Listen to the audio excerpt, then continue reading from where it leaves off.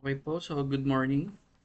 Before I start, I would like to thank the Local Assessment Office of GAMU, especially to Sir Erickson Pinto and Ma'am Gemma Lampero for lending me their laptop.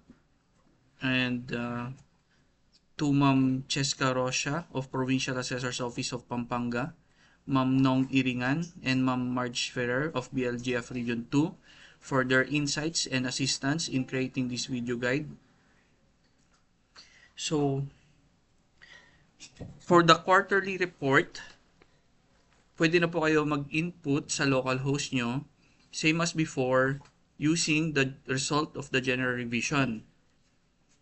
For the monthly assessment report, ang goal po natin is to start the quarter kung saan tayo magpapasok ng data with 0 preceding assessment, or sa A po is 0. Okay po? So let's start po. First po, let us create a backup for our monthly. So punta po tayo sa reports, fiscal reports, and then sa monthly assessment report 2025 fourth quarter December. Okay po. Since ang pag-entry natin ng current data is January, February, and March, ang kailangan po natin ayusin ay ang previous month, which is December 2025. So, kailangan po natin i-back up tong December 2025. Okay? Tapos, Excel file. Mas madali po kasi sa akin ang Excel file. So, wait lang po natin siya ma-download.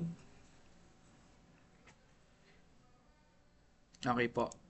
Yan na po siya. So, punta po tayo doon sa file. So, ito na po yung sa December. Ilagay ko na lang po siya dito. Naggumawa po ako ng folder niya. Backup for monthly assessment report. Ito po yung December. So, lagyan ko ng file name.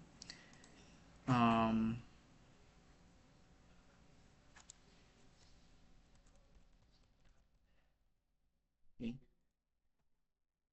Next, punta po tayo sa report period.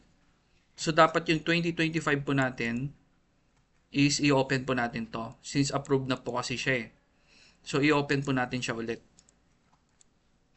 And then save. Okay. So, ngayon po, punta po tayo sa actual transactions. Actual transactions, property assessment, and then sa monthly. Okay? Sa monthly po, puntahan po natin 2025 fourth quarter. Dito po. Pasok nyo po dito. And then search. Okay? So, ang goal po natin yung December. Ito mga December po nandito, kailangan po natin i-delete. Okay? So, i-delete po natin siya. Since may backup naman po, in case lang, pwede po natin siyang i-restore later on. Pero kailangan po natin i-delete tong December na to. Okay? So, i-delete ko na po sila. And then, delete December.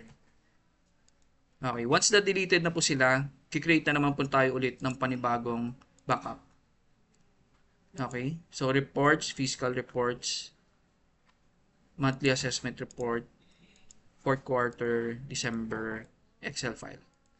Ay, itong file na po na ito, i-open na po natin siya. Okay? So, ito na po, yung tinanggal na po natin kasi, yung sa actual transaction, property assessment, monthly, 2025, fourth quarter. Kasi ang laman na po nitong Excel file na to ngayon, is wala na pong assessment made is 1, and cancellation made. Wala na po siyang laman. Okay? So, ang goal po kasi natin, ika-cancel po natin to lahat. Gagawin natin, pagdating po dito, 0 na po siya. Para, pag start po ng January, 0 na po ang makikita natin dito. Okay? So, ganito na po gagawin natin. Balik po tayo dito. Tapos, since wala na pong December dyan, makikita po natin, previous page, October and November na po dito. Add record po tayo. So, sampulan po muna natin is yung Barcolan. Ito muna ang isa-sample po natin. Okay? Yan. And then hanggang sa Buena Vista, tatry po natin. Okay. So, to cancel out this, at sa taxable po muna tayo. Ito muna. Okay? So sa taxable na to, land building, machinery, and others. Ito po yan. So, naka-open na po yung 2025 fourth quarter. Select month, December. Select type, taxable, and Barcolan po tayo. So, yung 33 RPU sa land, ika-cancel po natin siya. So, dapat meron siyang magkaroon ng 33 po dito. Ilalagay po natin dito yung number of RPUs, 33. To cancel out, ito po. And then, assess value na 38,250. Pwede naman po natin copy-paste. Copy, and then i-paste po natin dito. Ngayon, paano po ang market value? Okay. Since ang laman po kasi ng monthly assessment natin is halo-halo. Halo-halo to the point na nandyan ang RASIMs po. It could be residential, agricultural, commercial, industrial, mineral, timberland, or special. So this is, tsachamba na lang po tayo ng market value niya. Okay? Kasi po, ang problema po kasi natin, pag dinownload po kasi natin, pag dinownload po natin ang assessment ng monthly, wala pong market value. So, yun pong isang problema. Since hindi naman po yata nasi-save yung market value dahil nga po pag dinownload natin is wala, we can just parang ang gagawin po natin dito, i-divide po natin ito sa, sabihin natin itong land na to is residential.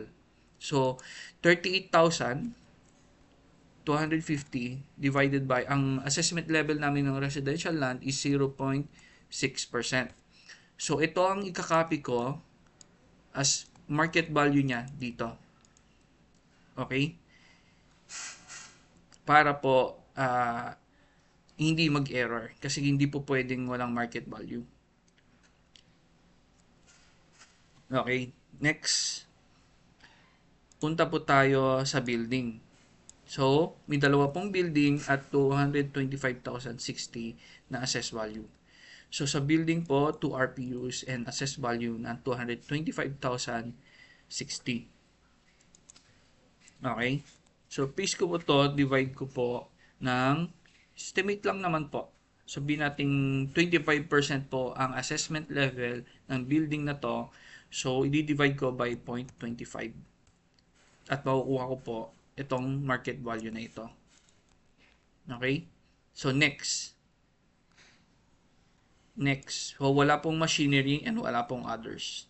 So, I can go ahead and save ko na po ito. So, save and add na lang po tayo. Okay? Once na ma-save and add, lipat po tayo sa exempt ng Barcolan. Okay? So, ang exempt niya naman po, itong papansin natin, meron siyang 1 RPUs sa land.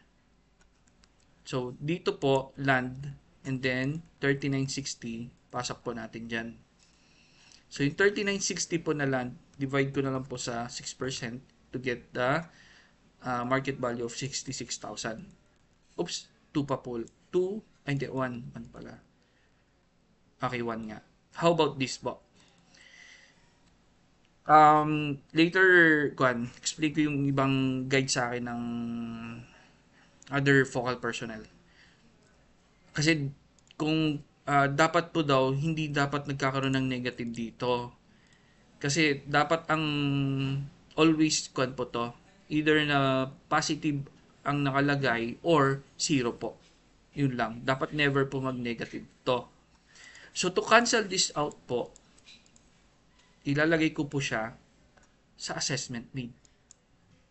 Okay? So, itong 1 na po to, and then 166,000, 1, and then dito po, and then hula na lang po tayo ulit, divide by 0.25%, copy, and then paste ko po. To cancel out, itong negative na to. Para pagdating po sa D, 0 po ang magiging output niya. Next, sa machinery. Okay? So, sa machinery, cancel po tayo ulit ng isa. And then, Ito po, divided by 0.80. So, ito po ang market value niya. And then, balik po tayo dito. Oops, hindi ko pa nalagay.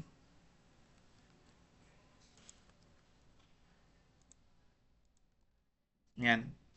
So, ito na po ang sa except. So, kakansilin na po nito yung sa Barcolan. Itong lahat ng ito. So, magiging 0 na po ito. Okay? Next, save ko na po and add. Lipat po tayo ng Buena Vista. So, balik po tayo ng taxable and then Buena Vista. Okay? So, itong 15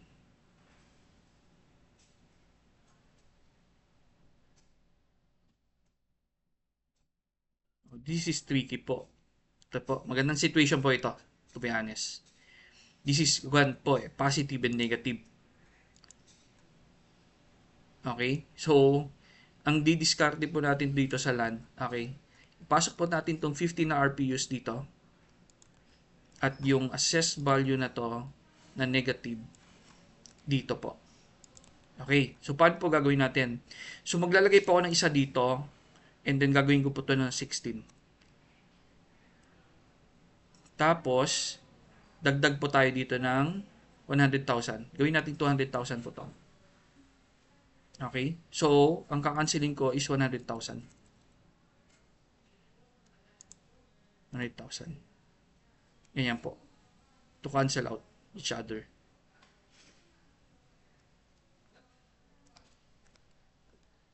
Now, negative dito.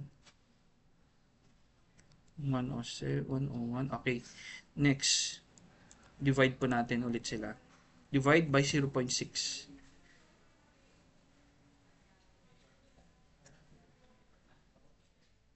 So, itong output.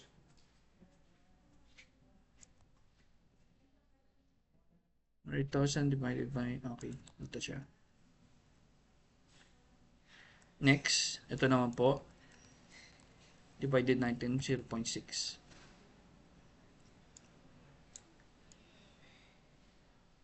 Okay, so copy ko lang po ito, and then paste. Okay, and then save and add. Okay, so lipat po tayo ulit sa building naman po. So this is cancel lang. So cancel po natin tong 30 na RPUs ng building ng Buena Vista. Ay, okay. Balik po tayo dun.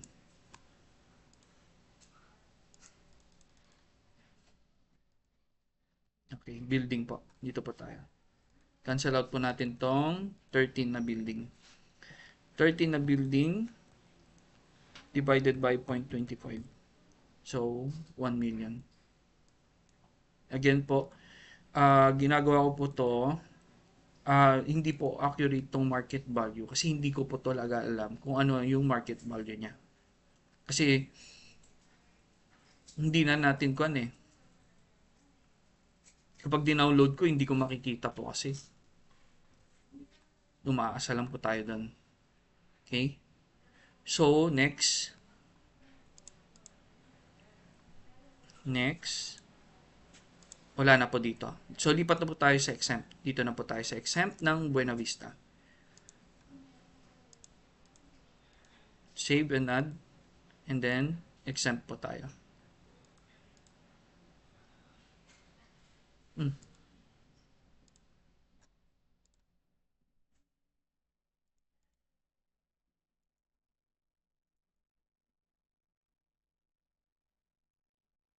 Buena Vista. Okay, ang Buena Vista po, meron siyang 2 RPUs na building. And then, assess value na 443,000. Divide po natin ulit sa 25%.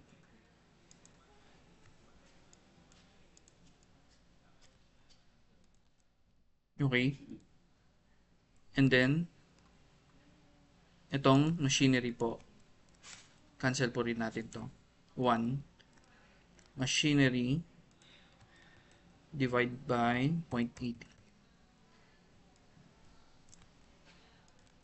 Okay. So, save na po natin to. Yun lang naman po. Para makita nyo muna yung output po nito na mangyayari. Okay?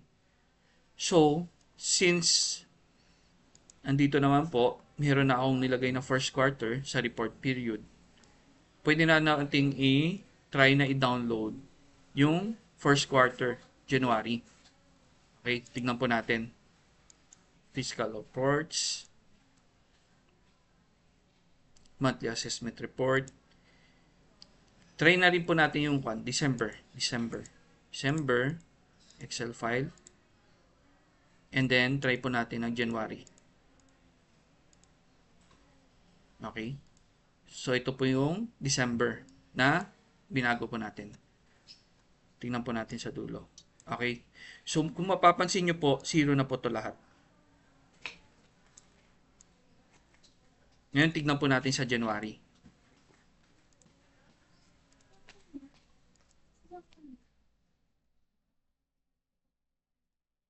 Okay po. So, yung January po, kung mapapansin nyo po, 0 na po lahat ng assessment existing at the end of the preceding month. Okay. So, ganun pong gagawin natin sa lahat ng barangays. Hanggang dulo po. Para, pagdating po ng January na to, 0 po ito. Ito po, 0 po to lahat. 0. So, yung GR po na ipapasok natin, kasi ang effectivity niya po is January 2026. Dapat dito po natin ipasok lahat ng GR. Okay? So, puro entry lang po kayo per barangay dito. Okay? Kasi po, ang isang understanding namin, pagdating sa end of present month, sabihin natin ito, try natin yung, dapat po kasi, itong taxable na to, should tally the total taxable RPUs of the monthly. And same with the assessed value, and same with the exempt RPUs and assessed value. Okay, so dapat po nagtatali yung quarterly at monthly na to. So, this is the time po that we data cleanse para po tama, accurate po ang monthly and quarterly report po natin. So, for example po, try po natin download yung quarterly report.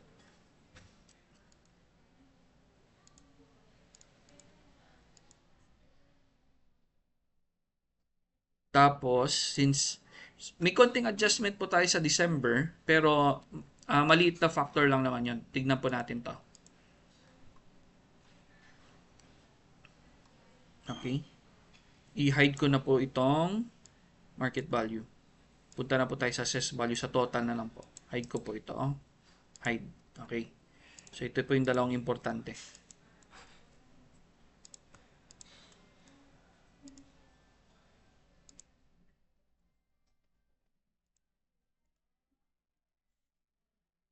Yan.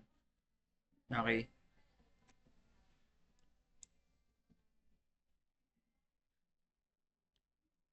Punta po tayo. This is, ano ba to? This is January. Close ka na po muna. Zoom in po tayong konti. Okay, yun po yan. December. Ayan, December. Okay, kahit na tinanggal ko po yung RPUs dito, December. Kahit na tinanggal ko yung RPUs dito, maliit pa lang naman siya na data. Punta po tayo sa pinakababa. Okay? I-hide ko lang po muna yung mga ibang bagay.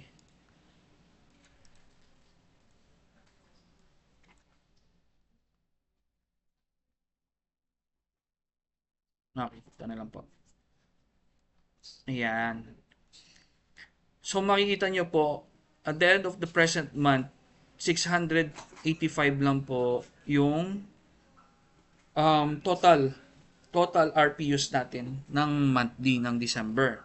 Kahit na isama po natin yung kinancel out ko nasa 700 plus pa lang yan. Compared po dito sa taxable na to na 16,000. Dapat po 16,000 to, 16,519, 419 plus itong under carp, wala. Under litigation, 33 plus 33. Under others po is 23. Oops.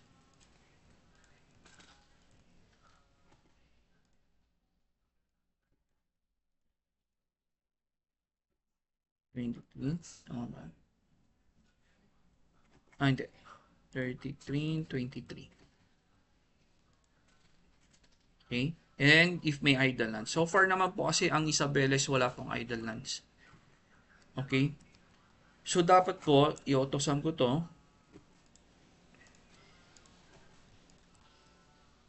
Dapat po, ang total RPUs natin by the end of the month is around this 16,000. Pero hindi po kasi ganun na nangyayari. Para talid po siya. So, kung sakali po na nagkaroon ng transaction, sabihin natin next quarter na tayo, karoon ng transactions. So, pumasok na dito yung transactions. So, sa quarterly, meron naman tayong A, B, C, and D. So, pagdating sa dulo ng D ang pinapasok nila, makikita natin na magmamatch na po yung result po ng end of month na to ng RPUs and assessed value. So, ganun po ang gagawin natin. So, I suggest po, you prepare po your statistics, your stats, your record of assessment para po ready na kayo to upload for the first quarterly report, result of general revision. Okay? Para po umabot po tayo sa deadline. Okay? So, ganun po ang gagawin natin for this first quarterly report. If you have questions po, please contact me. Tignan po natin kung anong magagawa natin, kung ano may tutulong ko po sa inyo. Kasi we have limited time na po and I also have limited time. Okay? So, pag napasok nyo na po, lahat dito ay na-cancel. So, na-cancel nyo na. Saka nyo na po ipasok per barangay 2026. January. Yung GR. Okay? Pag uploaded na po yun, i-approve nyo na po to. Okay na po yun. So, yun lang po. Again po, for questions and other inquiries, contact the province po. Don't hesitate po. Okay? Thank you and have a great day.